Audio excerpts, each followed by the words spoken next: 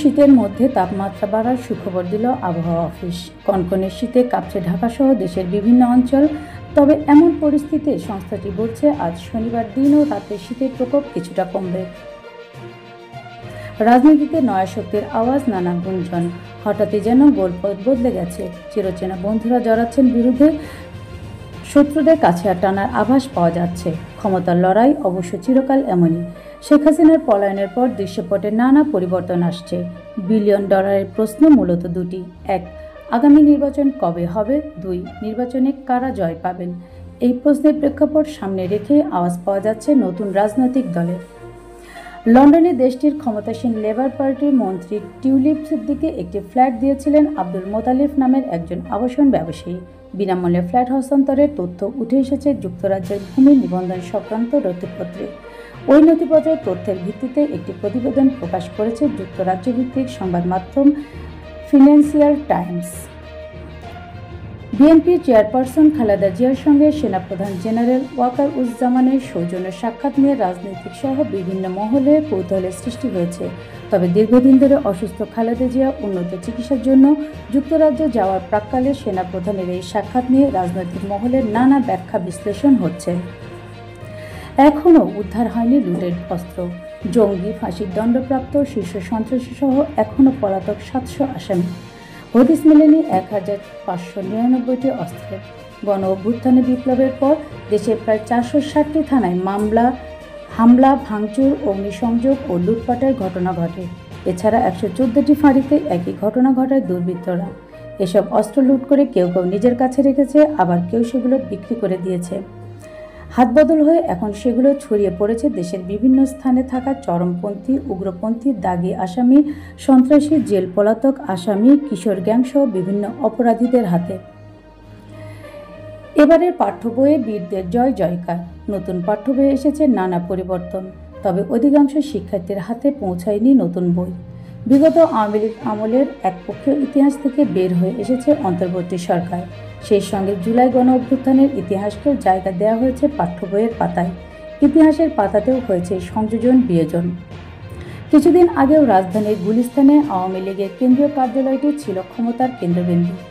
দলটির সব ধরনের কর্মসূচিও পরিচালিত হতো এখান থেকেই। নেতাকর্মীদের পদচারণায় মুখর হয়ে থাকত ভবনটি। তবে গত 5 আগস্ট ছাত্র জনতার গণ অভ্যুত্থানে সরকারের পট পরিবর্তনের পর বদলে গেছে সেই চিত্র। চকচকে সেই ভবনে এখন কেবলই ধ্বংসাবশেষ। নিচতলা এখন পথচারী এবং ফুটপাতের ব্যবসায়ীদের শৌচাগার, আর ওপরের দরজা জানালাবিহীন কক্ষগুলোতে অবাধে যাতায়াত করছেন ভবঘুরে ও মাদক সেবীরা। রাত হলে এখানে চলে মাদক সেবন সহ অনৈতিক কর্মকাণ্ড। সুপ্রিম কোর্টের আপিল বিভাগে দেখা দিয়েছে বিচারক সংকট। ডিসেম্বরের দ্বিতীয় সপ্তাহে 6 বিচারপতির মধ্যে একজন অবসর নেওয়ার পরই তৈরি হয় সংকট। নতুন করে বিচারক নিয়োগের আগ পর্যন্ত আপিল বিভাগে 2 বেঞ্চের পরিবর্তে একটি বেঞ্চে বিচার কার্যক্রম পরিচালিত হবে বলে জানিয়েছেন সুপ্রিম কোর্ট সূত্র। এতে কারণে আপিল বিভাগে মামলার জট বাড়ার আশঙ্কা প্রকাশ করছেন জ্যেষ্ঠ আইনজীবীরা। রাঙামাটি জেলার পাগলিছড়ি ও জমচুপ এলাকায় সেনা অভিযান চালিয়ে ইউনাইটেড পিপলস ডেমোক্রেটিক ফ্রন্টের ইউপিডিএফ 2টি ক্যাম্পের সন্ধান পেয়েছে সেনাবাহিনী। আন্তঃবাহিনী জনসংযোগ পরিদপ্তর আইএসপিআর এর এক প্রতিবেদনে এই তথ্য জানানো হয়েছে। আওয়ামী লীগ সরকারের আমলে ই কমার্সের নামে গ্রাহকদের কাছ থেকে কয়েক হাজার কোটি টাকা হাতিয়ে নেওয়ার পর এখন আড়ালে চলে গেছে ই-ভ্যালি, আলেশা মার্ট, ই-অরেঞ্জের মতো প্রতিষ্ঠানগুলো। এসব প্রতিষ্ঠানের না আছে কোনো আনুষ্ঠানিক কার্যক্রম, না আছে শীর্ষ কর্মকর্তাদের কোনো হদিস। ক্ষতিগ্রস্ত গ্রাহকদের অর্থ ফেরত দিতেও গড়িমসি করছে অভিযুক্ত প্রতিষ্ঠানগুলো। আওয়ামী লীগ নেতাদের ছাড়াতে গাজীপুরের জয়দেবপুর থানার সামনে জামায়াতের বিক্ষোভ। সন্দেহভাজন আসামি হিসেবে শফিকুল ইসলাম শিকদার নামে আওয়ামী লীগের এক নেতাকে গ্রেফতার করে জয়দেবপুর থানা পুলিশ। তবে তাকে থানা থেকে ছাড়িয়ে নিতে বিক্ষোভ মিছিল করেছেন জামায়াতের ইসলামী নেতারা। শুক্রবার 3 জানুয়ারি রাত 8টার দিকে এই ঘটনা ঘটে।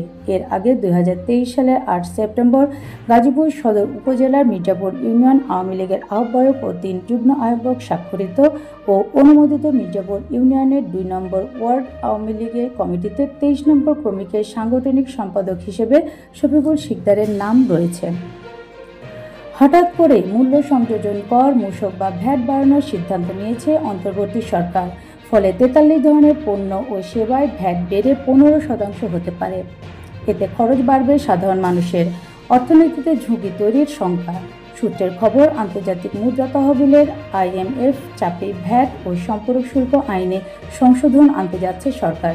এতে তৈরি পোশাক, শীতাতপ নিয়ন্ত্রিত রেস্তোরাঁ, মিষ্টি, বিস্কুট, আচার, কয়েল ও tissue paper, non AC hotel সহ 43 ধরনের পণ্য ও সেবায় ভ্যাট বেড়ে 15% হতে পারে।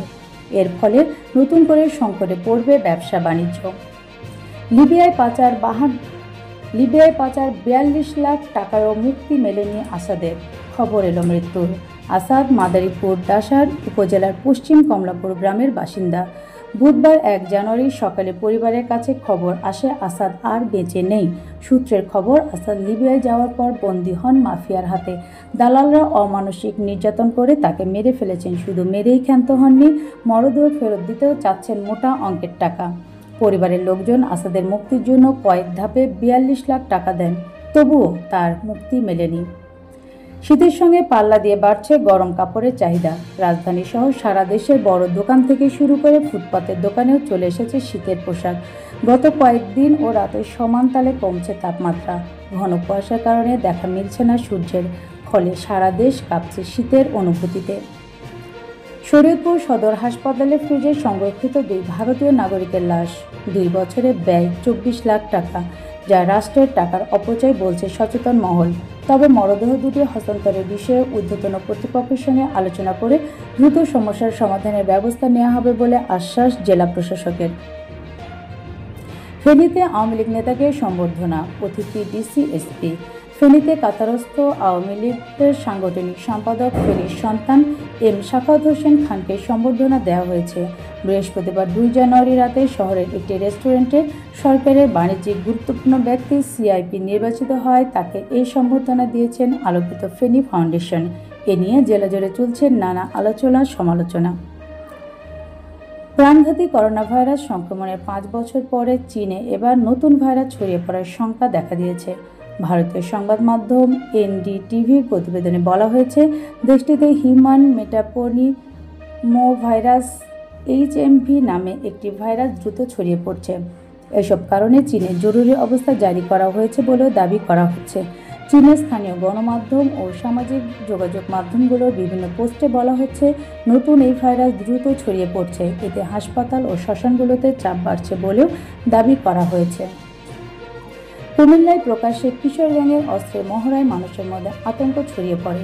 শুক্রবার 3 জানুয়ারি বিকেলে নগরের কান্দিরপাড় এলাকায় অবস্থিত কুমিল্লা ভিক্টোরিয়া সরকারি কলেজের উচ্চ মাধ্যমিক শাখা সংলগ্ন রানীর দিঘিরপাড় এলাকায় প্রকাশ্য দিনের বেলায় আলোচিত কিশোর গ্যাং রতন গ্রুপের সদস্যরা চাপাতি, চাইনিজ কুড়াল, রামদা সহ বিভিন্ন অস্ত্র নিয়ে মহড়া দেয়। এই সময় কয়েকটি হাত বোমারও বিস্ফোরণ ঘটে। এতে করে জনমনে চরম ভীতির সঞ্চার হয়েছে। কক্সবাজারে টেকনাফে গত কয়েকদিনের ব্যবধানে 30 জন অপহরণের শিকার হন। আইনশৃঙ্খলা বাহিনীর অভিযান ও মুক্তিপণ দিয়ে 26 জন ফিরে এলেও 4 জন অপহরণ চক্রের কবলে রয়ে গেছে।